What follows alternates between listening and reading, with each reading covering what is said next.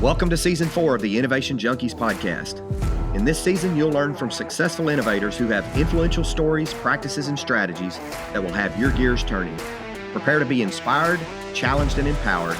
This is the Innovation Junkies podcast.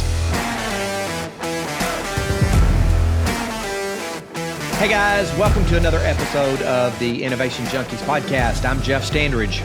Hey, this is Jeff Amrine. Glad to be here. What are we going to cover today, Jeff? Well, what I thought we would do today, Jeff, is talk about financing your business for growth and maybe have a little bit of a technical discussion, if you will, around the different ways that we see organizations financing the growth of their businesses. How's that? Sounds like a plan. So why don't you kick us off and we'll just kind of go back and forth here a little bit. For sure. Well, one of the things in terms of the options, classically, there's either debt or equity. You can go to a bank. You can get a variety of different possibilities with the bank in terms of short-term lending, which you typically will use. You have a line of credit in place to finance the difference between your accounts receivable and accounts payable, and that's all great. Or long-term loans, some of which can be signature loans, some of which can be tied to the assets that you have available in the business or personally, most of which would require personal guarantees, or you can even get stuff that would be underwritten by organizations like the Small Business Administration, et cetera, still through your banking relationship, but it allows you to stretch out the terms and do some interesting things. That's kind of the whole category of traditional debt. And there's a variety of other short-term things. Let's dig into that a little bit, right? So, you brought up the concept of it might require personal guarantees, which you and I both know that means that not only is the business going to guarantee that money, but that Jeff Standridge and Jeff Amrine and any other equity partners you have in that business are going to sign personal guarantees. That's right. Usually at the 100% level. Now, sometimes you can negotiate down to the proportional equity level. So if you own 20%, you guarantee 20%. If somebody else owns 80, they guarantee 80. But usually the banks are going to have overlapping guarantees. Yeah. Right. There's that nasty clause of jointly and several. That's right. That's right. Which you definitely want to understand what that means, because even if you're only a 5 or 10% owner, if the terms of the loan have got that included, that means if there's a default or whatever they call the loan, then you could personally be responsible for the whole thing. That's right. And then, you mentioned the concept of it could also be guaranteed by certain governmental institutions, sort of like the U.S. Small Business Administration. What a lot of people don't understand is that the SBA does not traditionally loan money. That's right. What they do is they guarantee the blue sky, so to speak, or they provide additional guarantee on the loan so that the community banker or the local banker, the local banking relationship you might have, might feel a little safer, a little more confident in loaning this particular loan to you for this particular purpose. Yeah, that's exactly right. It's an important nuance. Aside from during the pandemic, they don't lend directly a lot. But what it amounts to is it's an 80% guarantee to the lender that if you default as the borrower, they're covered. And what that means is the lender can then maybe stretch out the term longer than they normally would, or can give some other special consideration they might not otherwise do. And not all banking relationships, or not all banks are certified as SBA lenders. That's so right. You need to make sure you understand that. And I think we ought to probably spend a little bit of time talking about the importance of your banking relationship, because I see a lot of businesses that kind of hop around and they'll go from one bank to the next bank, to the next bank, to the next bank. And they may have, several different banking relationships in a very short period of time. My experience is if you're in one business, having an ongoing banking relationship and someone that you can trust in that bank, and being willing to consolidate some of your operating accounts coupled with your loan accounts, your revolving line of credit accounts. My experience has been, in a given business, having one banking relationship is ideal if you can do that. If you've got multiple businesses, then having multiple banking relationships is not a bad idea either. But if your livelihood is one particular business, having a strategic banking relationship with them is more beneficial than really trying to spread the love. My experience. I don't know about your Yeah, perspective on that. I know I couldn't agree more. And a lot of times when we advise clients, we might recommend 4 or 5 they talk to, and we treat it like an interview process and go find Mhm. out where you think you can establish a relationship. It's not just necessarily about the financial terms of the products, but that banking relationship is such that something goes wrong or you have some kind of short-term issue. Or as an example, let's just say you're reliant on government contracts and the government decides to lose their mind and shut down like they do, I don't know, a couple of times every other year. Mhm. You might have a shortfall, in which case you got to call that banker up and say, hey, can we increase our line of credit? I've got to be able to cover payroll. So having that really strong banking relationship, typically with a community or regional bank where they still have commercial lending officers and commercial account managers that can take a direct interest, will be better than if you go to one of the large national banks where they're really good at their mobile banking transactions and systems, but they're not great at sort Yeah. of that local white glove touch, so to speak.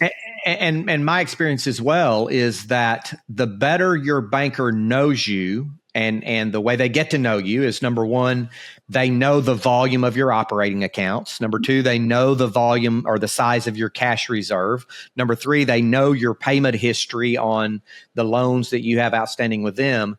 The better they know you, the more comfortable they are with you, the more of a strategic banking relationship they have with you, the more likely they are to grant you proportional guarantees versus joint and several guarantees, the more likely they are to provide you with a line of credit to get you through these difficult times in cash flow and what have you. I've just found had great experience in a banker or two within a particular bank and working with them in that regard. Yeah, I would agree with that. And they can help you scale as well. I mean, they'll be there For sure. if you present good results and you have good returns and good historical information, they can help you scale the business for sure. But excuse me, what about the other side, the private equity and the venture capital side?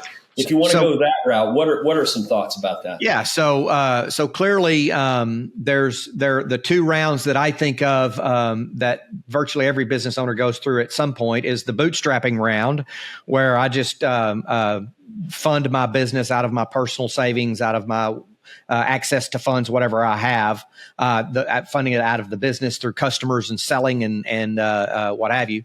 Then there's the friends, family, and fools round, right, where I go to the people early stage that I know that maybe I have personal relationships with, family relationships with.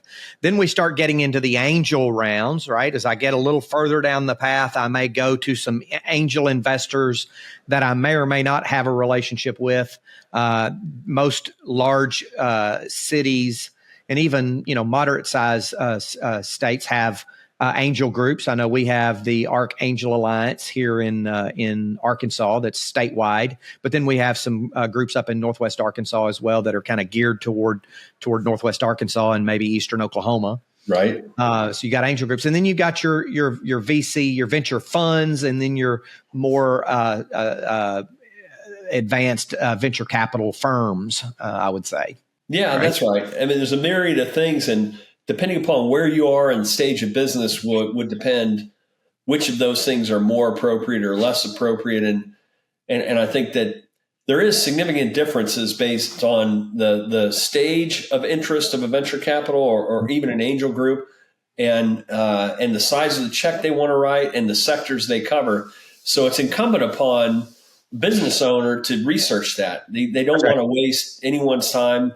They don't want to solicit people or send out a bunch of, LinkedIn Sales Navigator stuff, hoping that they'll get a lead on something that doesn't cover businesses like theirs, has made no investment. So key to really do your research to find out which one of those categories of equity investors would be best. Yeah, of course, we run a venture fund / firm called Cadron Capital Partners. And I don't know about your Cadron Capital email account, but mine is full of solicitations.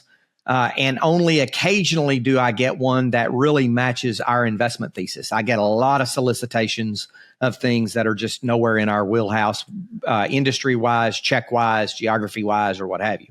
Yeah, and you're exactly right. And probably 1 out of 1,000 of those will capture the interest. And It's better if you're trying to raise money to take kind of a rifle shot rather than a shotgun blast. For sure. You'll find the people that have invested in companies similar to yours at your stage and target them. And even the better part is reach out to some of their portfolio companies, talk to them first before you contact the fund and say, how are they to work with? Yeah. Are they the kind of people you'd really want to be married to? Because that's what it is once you get in bed with a venture capital firm or a private equity firm. Yeah, and for the most part, early stage venture capital, angel investing certainly, friends, fools, and family certainly, early stage venture capital, they're writing a check for a small portion of the equity in that business. The founder, the owner of that business is usually retaining, or the owners are usually retaining a fairly significant portion, certainly controlling interest in a fairly significant portion of the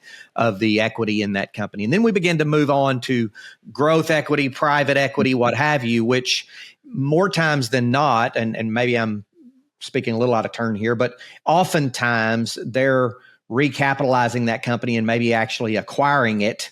And the founder owner is retaining a portion of equity and may actually have that equity tied to an earnout period, or a portion of the consideration of that investment tied to an earnout period over 3 or 4 or 5 years or what have you. So later stage, larger, really looking to recapitalize the company. Talk a little bit about that. Yeah, that's true. That's true. And for context, in those early rounds with an angel round or VC round, with each round, whether it's a pre-seed, a seed, Series A, Series B, you're talking 10 to 20% of the company you're giving up in terms of dilution with each one of those. The theory being you're going to own less at each go, but the pie is getting increasingly large. The value of the company is increasing, you hope, because you're adding value as you go. With the later stage stuff, a lot of times the private equity folks are coming in because they want to have a controlling interest. And sometimes that's viewed as a recapitalization, like you said. And that's an opportunity for the management team, the ownership team, to take a little bit of money off the table. Now, typically, there is some kind of earnout, and that's over a period of years, 3 years, 5 years, whatever is appropriate, because if they're going to keep you in the business, that is the private equity firm that's doing the investment, they want you to stay motivated to continue to perform as the business goes. And so therefore, you're not getting all the money on the front end. And that's kind of typical. Yeah, and then you have the different strategies that these private equity firms will bring to the table. One might be a financial engineering strategy where they really figure out, and many times there will be a roll-up of multiple companies there, where they feel like that, they might get some marginal growth, but they really feel like that they can engineer the way the money flows through the organization and create significantly greater margin than any of them have as individual operating companies. Exactly. And then more of a growth strategy where we feel like if we come in and put some investment behind this company, we can help them 5x, 10x, 12x, 30x the actual growth of that company. It's more of a growth play. You see both, really. You see an acquisitive growth or roll up, a strategy where they say, well, there's all these pieces that can be bolt-ons, and typically, if they're doing a roll up, there'll be a company that will be the hub, kind of the centerpiece, and then the other pieces are kind of bolted on around it. From an operator standpoint, it's always a lot better to be the hub rather than one of the bolt-ons, because you tend to command a higher value. You'll also see private equity where it's all about, we think we can help this company improve margins and do organic growth. So go from a $20 or $30 million to $100 million, maybe no acquisitions are required. They're just going to inject some discipline, some better process, maybe some people that aren't currently in the leadership and the ownership team. For sure. And then we start thinking about the actual investment instruments. So at the very base level, straight equity, right? Where and many of our listeners probably see that on Shark Tank a lot. For this amount of investment, I'm going to give up X amount of my company, right? So straight equity, where I'm selling off a piece of my company in exchange for investment. And it's typically preferred rather than common stock, which is the same basis that the founders have. They're at a preferred level, which means they get their money out first. And it means there can be also a whole bunch of additional protective provisions associated with how that preferred is defined. Yeah. So if something happened, the business were to be liquidated or were to receive some type of recapitalization, and there's not enough money to go around proportionally, then those preferred elements of the structure enable them to be at the front of the line, so to speak. Exactly. And that's not always the case, but it's normally the case. And the other thing that's I think is kind of instructive about that, most institutional investors are going to require the business to be a C corp, not an Correct. LLC, and just because they don't want to chase K1s forever, and they want there to be that sort of discipline and structure associated with a formal board of directors, good governance, minutes kept, all that kind of stuff, board meetings, et cetera. Yeah. So we got straight equity. Then we've got convertible debt, right? Talk a little bit about that. Yeah. So convertible debt grew up probably 15 years ago or so, maybe a little more. And it's the whole idea that for the most part, early stage and or bridge rounds where you've got kind of a mezzanine sort of a round, you can't always peg a valuation very well. Maybe the company's got to prove a few things, or there would be a large disconnect in valuation. So it's a debt instrument that typically has a coupon rate, an interest rate, simple interest rate that will run for a couple of years. You're not actually paying that out typically. That's accumulating along the way. And then that convertible note, which is a promissory note, will also have what's called a discount rate and sometimes a valuation cap. And what that means is when that next bigger round of equity is raised, the investors that are in the convertible note, their shares will be purchased at a lower rate than the investors that come next, or it will be capped at a valuation rate that is superior or better than what the new investors paid. And all the way along, that accumulated interest rate will also convert so that their position has a kind of a good risk premium associated with it. Yeah, and usually whether the discount or the cap is applied is dependent upon which set of circumstances would be more favorable to the investor. Exactly right. Right. Yeah, good clarification. So, that's exactly right. Yeah, so that's the convertible debt. And then about 10 years ago, 8 or 10 years ago, there came along this thing called the simple agreement for future equity. I never will forget, I saw a deal like that in August of 2015, I believe May of 2015 with one of the groups that I was in. And the very first time I had seen a SAFE agreement, and this came out of the Y Combinator, and it was open source documents. And the group, when I looked at it in May, we looked at it and said, hey, we're not comfortable with this. We don't know what it is. And no, we're not going to invest in this company. Fast forward to August, Cadron Creek Capital, another group that I was involved in, actually was leading at the time. We saw that same company and that same instrument, and we made that investment into that simple agreement for future equity. And then fast forward to January, by 2015, 70, 80% of every deal we saw was a SAFE. And so it was widely adopted very, very quickly. And the best way I describe it is it's almost identical to a convertible note in the way that it operates, yet there is no promissory note. It's not debt, but it has there's no coupon, and it has the cap and the discount just like a convertible note. So it's a simple agreement for future equity. So you're saying, I'm going to give you this money, and you're going to give me a contract that says that, or an agreement that says that when we have our next financing round, this agreement will be converted to equity based upon the terms of the cap or the discount, which is more favorable to the investor. Yeah, the thing that gave a lot of people pause early on there was where does that sit in the capital stack? I mean, is it, everybody understands where creditors and debtors and convertible note would sit, or where preferred equity sits, where common stock is. And eventually, I think there was enough precedent for people to say, well, if there's a liquidation, good or bad, it's essentially treated as equity, and it will fit into whatever category it was supposed to convert to. Right. And so that solved a lot of it. But the whole theory there was the founders and the owners still have more to prove. They're not ready to lock in a valuation. This is a very straightforward thing to get put in place quickly, and then off you go. And it's used frequently. We do as many deals in Cadron that are safes as convertible notes as priced rounds. They're all sure. They're all kind of equity equivalents in reality. They just have differing features depending upon the circumstance. Exactly. So talking about some of the technical aspects of raising money and some things that you need to expect, In a future episode, we're going to be talking about some of the considerations you need to put behind this concept of raising money. Do you need to raise money? How do you know you need to raise money? What do you need to think about when you're looking for investors? And so we'll talk about that in a future episode. Looking forward to it. All right. This has been another episode of the Innovation Junkies podcast. Thank you for joining.